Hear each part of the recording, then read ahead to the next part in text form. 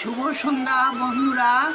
তোমাদের কাকিমা আবার সন্ধ্যের সময় ঠাকুর ঘরে চলে এসছে।